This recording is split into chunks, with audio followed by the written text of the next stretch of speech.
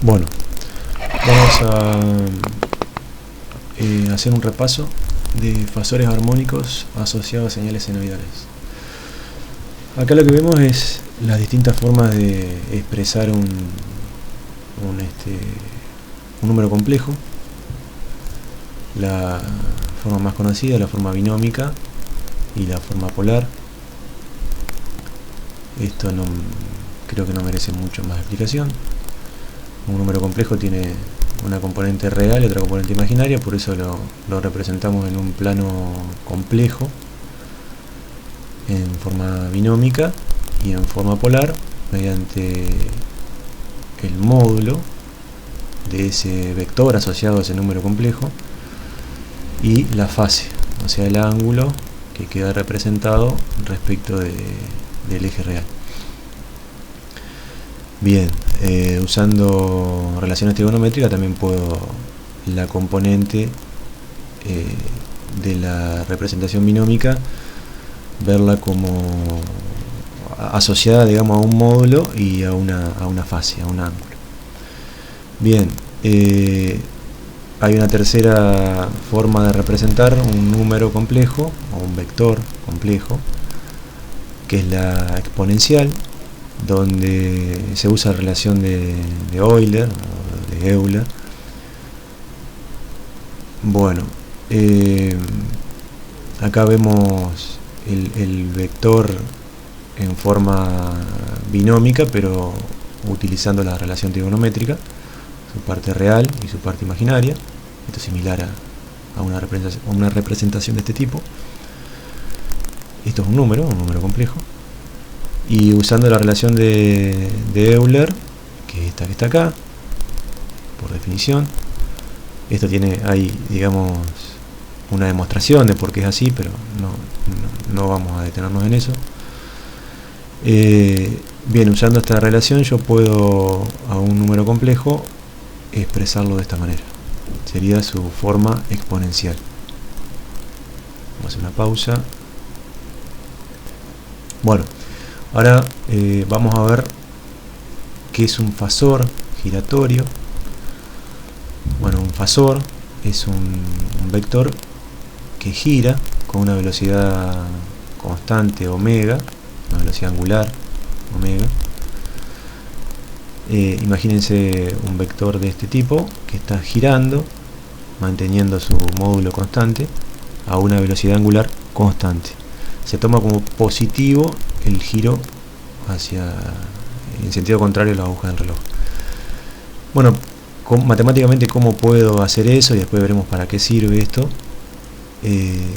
Bueno, yo puedo tomar este vector, ¿no? Que esto es algo fijo, que no gira, tiene un módulo y una fase, y multiplicarlo por esta función, e a la j omega t. Cuando yo hago esto y usando las relaciones matemáticas, digamos, puedo expresar esto de esta manera. Todo lo que está acá es un ángulo, ¿no? Todo lo que está acá encerrado es un ángulo, y ahora vamos a ver que ese ángulo es función del tiempo.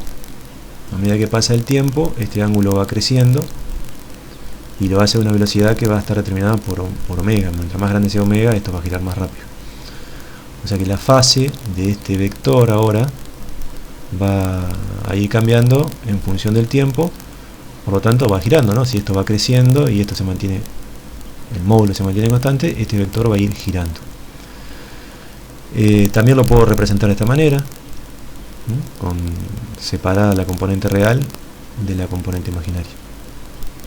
Y esto me viene bien porque yo, por ejemplo, si quiero representar una función trigonométrica real, como por ejemplo el seno de omega t más tita con un determinado módulo, acuérdense que todo lo que está multiplicando delante de una función tipo seno coseno va a representar la amplitud pico, ¿no?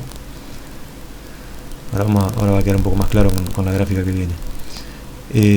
Decía, si yo quiero representar una función de este tipo con un fasor, que es muy utilizado en comunicaciones y todas las materias afines, digamos, a comunicaciones, yo puedo decir tomo un fasor giratorio y tomo la componente imaginaria de ese fasor giratorio, y la componente imaginaria va a ser una función de este tipo. O sea, yo puedo asociar un fasor con una función, o mejor dicho al revés, una función real con un fasor. Y también puedo asociar una función tipo coseno con la parte real de ese fasor. Bien, ¿qué es esto? O sea, gráficamente, ¿qué es esto? Bueno, ¿y por qué asocio una función de este tipo con un fasor? Bueno, se dice que si yo proyecto en principio este vector sobre este eje, voy a ver acá un puntito, ¿no? en un instante de tiempo, que va a ser este valor. Imagínense una linterna, que yo pongo una linterna desde acá que ilumina hacia acá. En t igual a 0 voy a ver un puntito acá, y esto a medida que va girando, ese puntito se va haciendo cada vez más grande. Cuando esto pasa al otro lado, el puntito va a acercarse a 0. Cuando este vector está en este cuadrante, pasa a la parte negativa, y si yo ese puntito lo acomodo en función del tiempo, voy a encontrar una función tipo seno. Lo mismo si yo pongo la linterna acá arriba, voy a ver que pasa lo mismo en este eje. Bueno, esto lo ven acá más claro en este gráfico, acá puntualmente. Imagínense, esto no es el origen, ¿no? El origen está acá, que yo tengo un fasor que está girando a ver en qué sentido, así, allá, sentido horario. Lo está haciendo en sentido antihorario. Bueno, y va a medida que pasa el tiempo, ¿no? Este plano es el plano complejo, pero a medida que pasa el tiempo, este vector, bueno, se va proyectando como si fuera una espiral. Y si yo ilumino con esa linterna que les decía de este lado, proyecto, y me va a quedar una función tipo seno, y si yo proyecto sobre el eje real, me va a quedar una función tipo coseno en función del tiempo. Bueno, esto es muy útil para representar funciones que son una combinación de tipo senos y cosenos, que, como ya sabrán, cualquier función periódica yo la puedo descomponer en una función tipo seno y coseno mediante una serie de Fourier. Bueno, eso es útil para representar la función en un espectro de líneas, donde digamos, otra alternativa, en vez de verla en función del tiempo, yo la veo en función de la frecuencia. A una función, en este caso cuando son espectros discretos, la función tiene que ser del tipo continua. Acá vamos a ver un ejemplo. Bueno, antes veamos que solo necesitamos 3 parámetros para especificar un fasor, ¿no? Un fasor de este tipo, únicamente con 3 parámetros, que sería el módulo, ya la longitud del vector, la frecuencia y la fase. Con eso ya especifico un fasor. Y si yo quiero representar eso en función de la frecuencia, voy a necesitar dos gráficas, ¿no? Yo tengo frecuencia y voy a tener amplitud versus frecuencia y fase versus frecuencia. Entonces imagínense que tengo ahora una función que es una combinación de senos y cosenos, que puede ser cualquier función periódica que fue descompuesta mediante la serie de Fourier. Esto es un ejemplo. Yo quiero representar ahora esa función en un espectro de amplitud y un espectro de fase, para poder ver esa función en el dominio de la frecuencia. Hasta ahora veíamos la función en el dominio del tiempo, ahora lo podemos ver en el dominio de la frecuencia, y de un vistazo rápido puedo decir, bueno, cómo está compuesta esa función, si tiene componentes de baja frecuencia, si tiene componentes de alta frecuencia. Esto es útil después para filtros, ¿no? Para decir, me quedo únicamente con esta parte de la señal. Bien, veamos este ejemplo. Tengo esta señal B de t, 2 más 4 coseno más 3 coseno más coseno, Este 2 está puesto a propósito así, porque como ustedes saben que el coseno de 0 vale 1, pero está a propósito puesto así para que quede más gráfico. Entonces yo si tomo esto y digo, bueno, cada una de estas componentes es la parte real de un fasor, yo puedo decir que a cada término de acá le puedo asociar un fasor. Entonces tomo el primer término y en el diagrama de amplitud versus frecuencia, en la frecuencia 0, en el origen, dibujo un palito con amplitud 2. El segundo término es 4 coseno de 10, acuérdense que esto acá es omega, t más 30 grados. Entonces digo, en la frecuencia igual a 10, tengo un fasor que tiene amplitud 4 y tiene fase 30. En el diagrama de fase voy a dibujar un palito con 30. Corresponde, ¿no? Se corresponde, acá va un 10. Sería frecuencia 10, frecuencia 30 y frecuencia 40. No está escrito, pero se corresponde con esta escala de acá arriba. El tercer término, ubicado en la posición omega igual a 30, va a tener amplitud 3 y fase menos 90, por eso le dibujé para abajo. Y el cuarto término, bueno, tiene amplitud 1, ubicado en la frecuencia 40 y tiene fase menos 180. Esta es una forma de ver una función de este tipo en formato de amplitud versus frecuencia y fase versus frecuencia. Bueno, pasamos a la segunda hoja. Bueno, acá yo les quise aclarar que este tipo de gráfica se llama espectro de amplitud de un solo lado. Ahora vamos a ver por qué. La parte negativa no se dibuja. Hay muchos libros que por ejemplo el libro de Tomasi, como decimos nosotros, tiene en todos lados esta forma de representar señales, asociarlas a fasores, pero únicamente ver la parte real. Se llama espectro de un solo lado o de frecuencias positivas. Bueno, y esto da pie a la otra representación, que es la matemáticamente correcta, digamos, de un diagrama espectral, donde sí existen las funciones, las componentes de frecuencia negativa, y esto viene de hacer una representación de una función tipo coseno como sumatoria de dos fasores. Acuérdense que cada fasor tiene parte real y parte imaginaria, y si yo utilizo la relación de Euler para representar cada uno de estos fasores, por ejemplo tomo este primer fasor y lo quiero representar en esta forma, voy a utilizar la relación de Euler con el signo positivo y me daría coseno de tita más j seno de tita. Y este término que está acá, utilizo la parte negativa y me daría coseno de tita menos j seno de tita.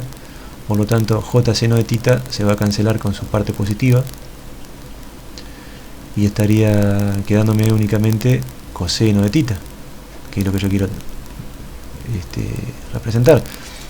Digamos, tita acá se va a llamar omega 0 t más tita. Por lo tanto, yo esta función, que es una función real, no tiene parte imaginaria, la puedo representar como la sumatoria de dos fasores. Si bien acá yo estoy mirando y digo, bueno, pues esto tiene parte real y parte imaginaria, pero a través de esta relación de Euler estoy representando exactamente esto, que es únicamente parte real. Entonces esta función que está acá yo la puedo ver como la sumatoria de dos fasores. En el diagrama fasorial voy a ver que son dos fasores que giran, pero con sentido distinto, porque uno tiene frecuencia positiva y el otro tiene frecuencia negativa. Y yo la sumo vectorialmente, voy a ver que siempre el resultado va a caer sobre el eje real, porque es una función real, no tiene parte imaginaria. Imagínense esto que gira para acá y gira para acá, siempre representando el mismo ángulo, la suma siempre va a caer sobre el eje real. Cuando estos pasen a los cuadrantes, a este cuadrante y a este cuadrante, digamos, la sumatoria va a caer acá, pero siempre va a ser real, esto se va a mover siempre acá. Por eso mismo esto está perfecto. Matemáticamente yo puedo representar una función real con dos números, dos fasores, que son funciones complejas. Bien, entonces, utilizando la herramienta del diagrama espectral, yo puedo representar esto como un fasor acá, con su amplitud versus frecuencia y su fase versus frecuencia, y este término necesariamente lo tengo que poner de la parte negativa. Bueno, y esto me da lugar a una gráfica de doble lado, que también es usada. En muchos libros también se usa, yo prefiero esto porque es más completo.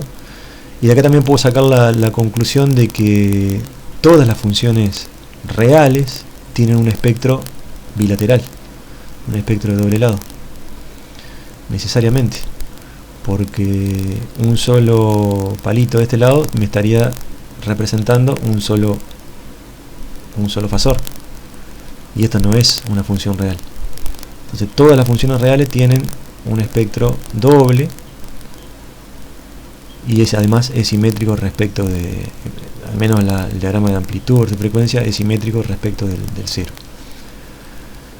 Bueno, vamos ahora a ver el ejemplo pero ahora sí representado como un espectro de doble lado, y vamos a ver que la diferencia está en que todas las amplitudes son la mitad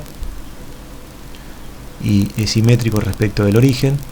Entonces nos queda una cosa como esta, y yo al mirarlo ya puedo decir que esto se trata de una función, una sumatoria de funciones reales, porque es simétrico respecto del origen, y bueno, tiene su diagrama de fase que me representa cada uno de qué fase tiene cada una de las componentes. Bueno, entonces como conclusión yo puedo decir que a una función la puedo representar en el dominio del tiempo, o la puedo representar en el dominio de la frecuencia, mediante un diagrama espectral de líneas de doble lado o de un solo lado. Si es de un solo lado tengo que aclarar que es un diagrama de un solo lado.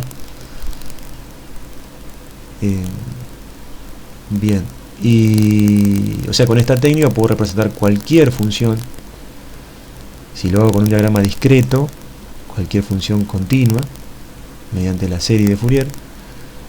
Y en el cuatrimestre que viene vamos a ver otra materia. En este cuatrimestre únicamente vamos a quedarnos con las señales continuas, que alcanza para explicar los conceptos de comunicaciones. Y en el cuatrimestre que viene vamos a ver también que las funciones que no son periódicas, quise decir, las funciones que no son periódicas también las puedo representar mediante un espectro de amplitud versus frecuencia, pero ya no va a dar un espectro discreto, o sea que no va a haber componente discreta, sino que va a ser continuo, y eso se hace a través de la transformada de Fourier. Muy bien, hasta acá la explicación de estas dos hojitas. Vieron que se hace extenso.